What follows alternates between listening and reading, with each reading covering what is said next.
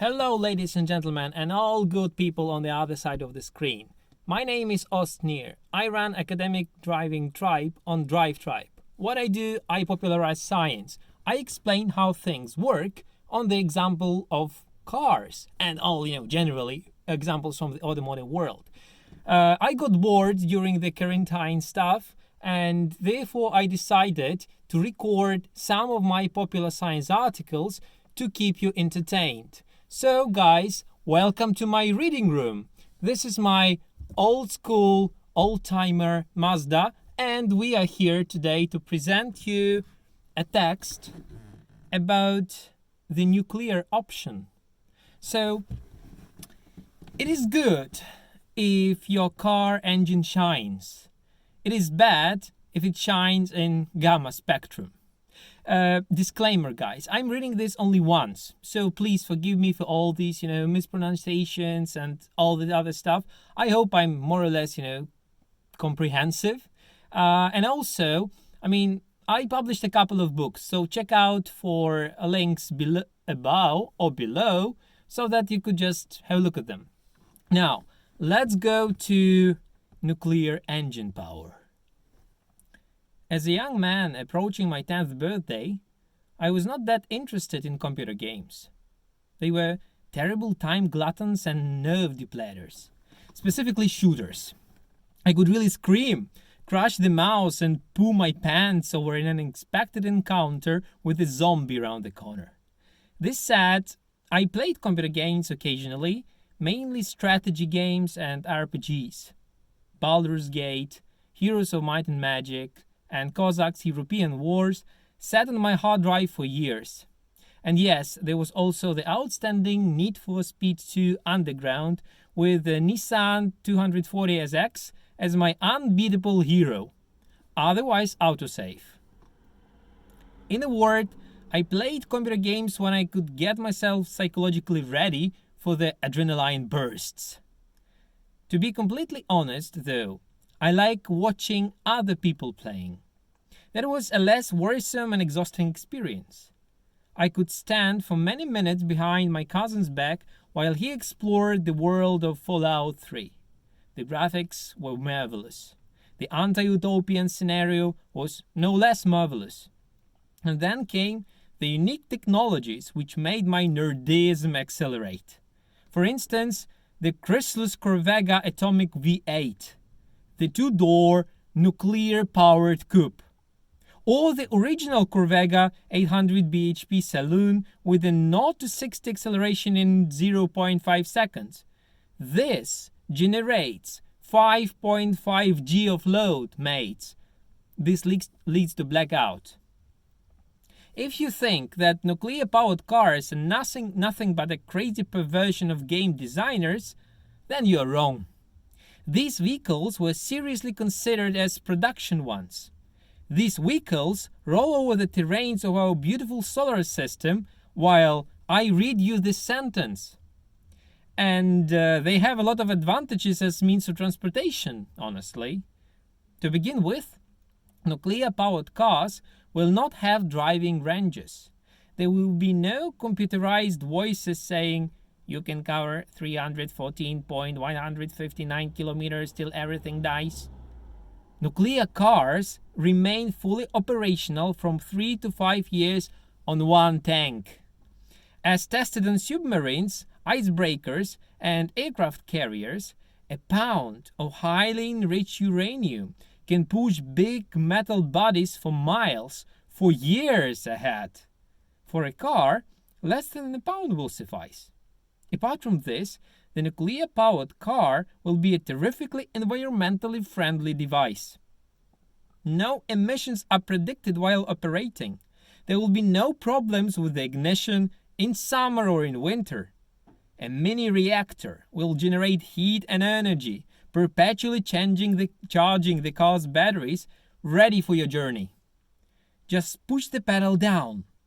Finally, do not believe those chaps who say that the car will inevitably explode and crash, blah blah blah.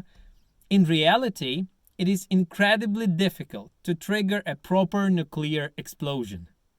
Unlike Corvega, which gifts you with a mushroom when you decide to unload a machine gun into its reactor, the real life nuclear cars will do nothing, almost nothing on a crash. And on this bombshell, let us speak of the disadvantages of nuclear propellant. The first on the list is radioactivity.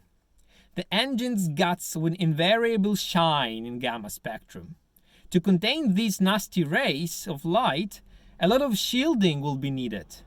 Nuclear power plants, for instance, have the reactors surrounded with concrete mega walls and 3 layers of leaded plates. Nuclear vessels have shielding which is no less thinner.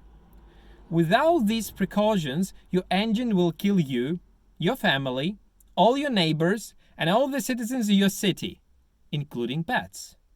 But if you mount all these layers properly and pacify the car somewhat, it will become a super heavy armored vehicle, probably immobile.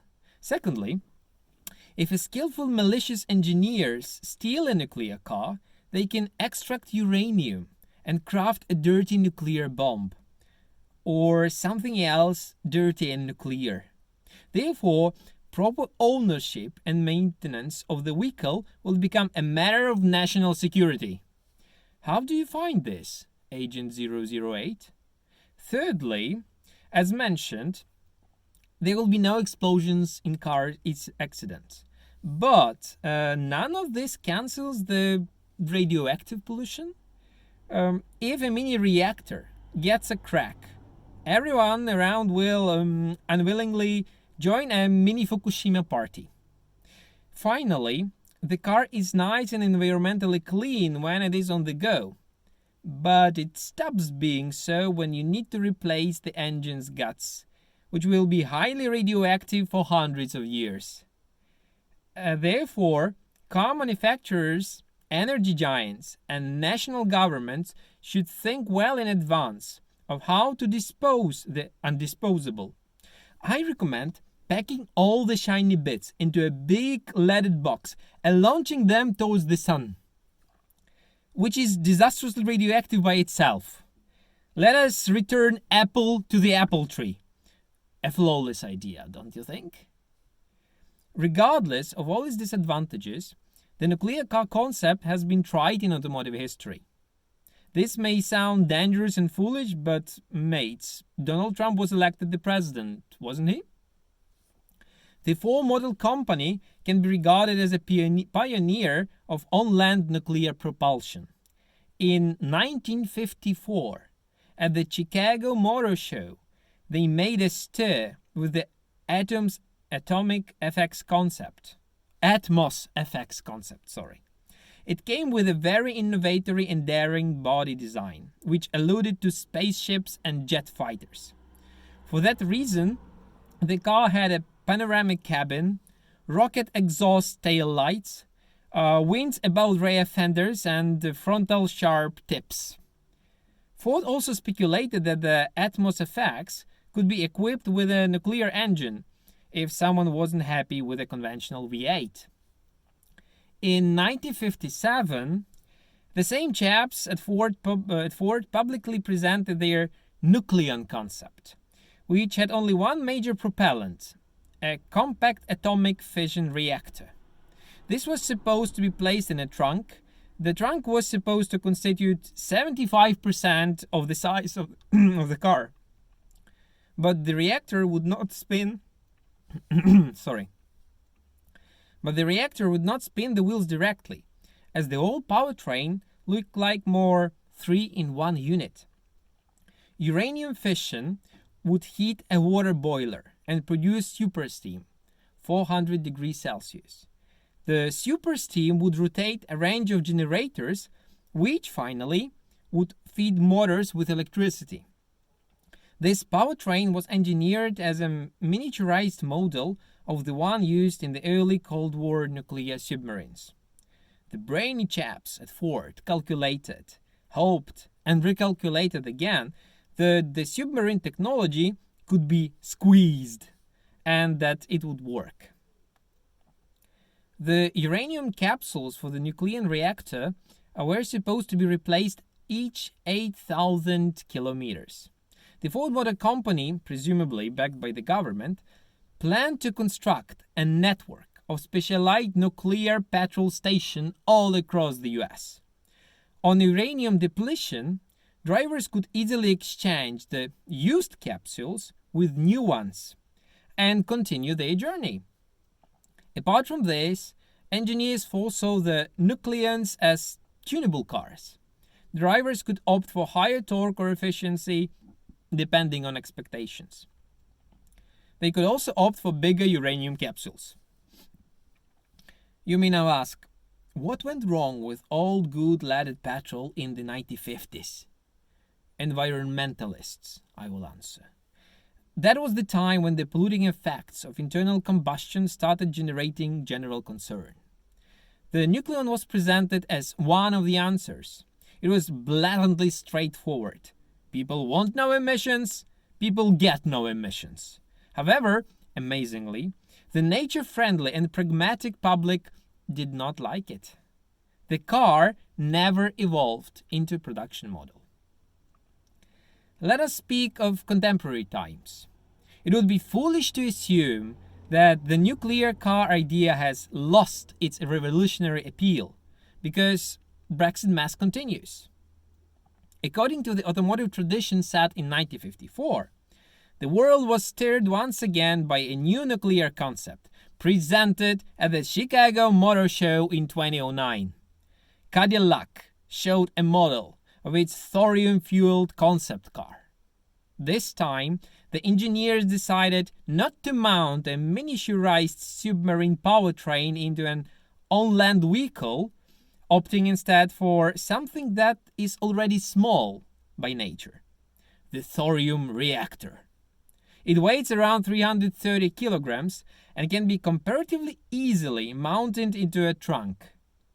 Moreover, it takes only 8 grams of moderately radioactive thorium to power a car for 100 years without the recharge. Listen to this, mates. The Cadillac arrived as the perfect birthday present for a newly born baby driver. A lifelong present which can save up to 28,000 liters of petrol over a century. Whoa! Believe it or not, work on the Cadillac Thorium Reactor continues. The 2009 concept was not a drivable model.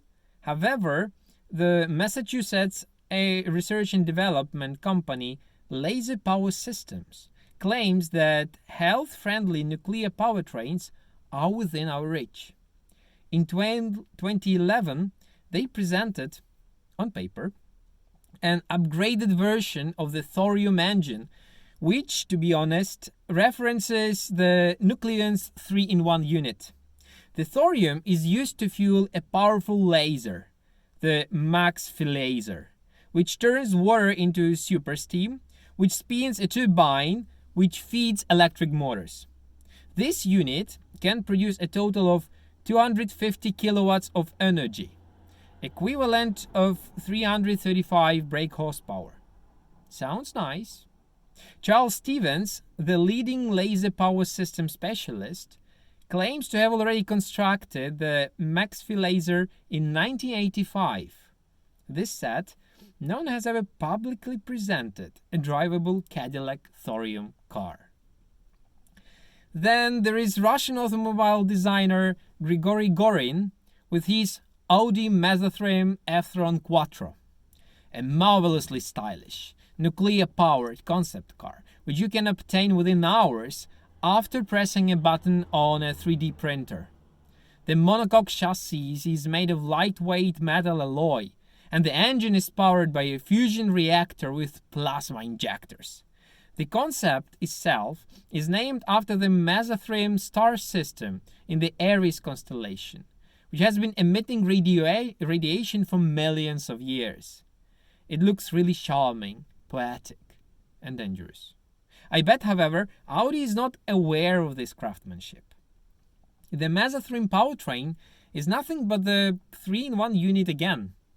The perpetually hot reactor and plasma injectors are intertwined with water pipes and boilers where super steam is being formed. Then you have the electric part, a turbine, a generator, batteries, and wheel-mounted electric motors. Okay, I think I'll do like this, because that will probably be better. Gorin himself believes that... No, it's not better. Gorin himself believes that nuclear power is unjustifiably rejected. Instead, he believes it is perfectly placed to provide a natural impetus for the next stage of industrial revolution. Gorin argues that it will be possible to supply energy to most of the population of the planet when humankind finally arrives at the full potential of nuclear fusion. But you know, mates, considering the recent Russian successes in high technologies, I would be very, very cautious about the Mesarthim potential. Russians cannot properly launch their satellites into space, so where's the guarantee that they will properly launch this kind of a car onto road surface? Speaking about space, by the way, it would be unimaginably foolish to assume that no one ever created a nuclear-powered vehicle. The Mars-exploring Curiosity Rover, which is of a size of a large car, provides an illustrious example. The Curiosity is fueled by the multi-mission radioisotope Thermoelectric generator, or MMRTP. It looks like a 5-gallon, around 20-liter, aluminium beer barrel with 8 thin plates glued to its sides.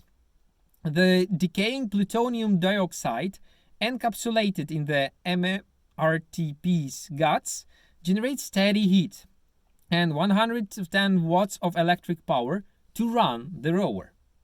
The heat is distributed all along the Curiosity's body to keep a bunch of sophisticated scientific tools operational. The heat is also converted into electricity by a bunch of thermodynamic devices without any steam spinning any turbines. The 3-in-1 unit does not work in space. Actually, there are no moving parts at all in the Curiosity's heat-to-electricity conversion. The Idaho National Laboratory, which designed and tested the MMRTP, says it can operate for years. Because of its advantages, nuclear power is quite popular in space exploration, specifically in its unmanned dimension. 26 space missions over the past half a century were fueled by the power of nuclear fission. I bet even more will be fueled this way in the future. To draw some sort of conclusions, nuclear-powered cars are not very likely to emerge in the near future. They are too dangerous for the driver's health and technologically underdeveloped. On the top of that, mounting nuclear reactors into the trunks of personal vehicles is comparable to harnessing a wild boar in a baby carriage.